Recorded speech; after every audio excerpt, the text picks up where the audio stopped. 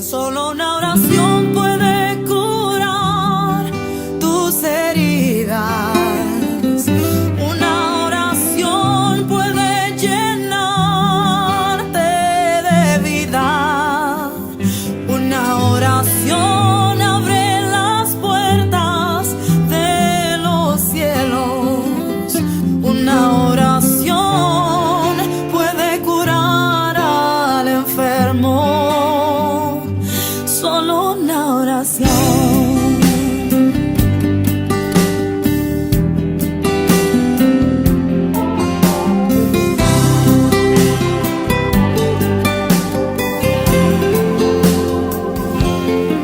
Cierra sus ojos en su aflicción.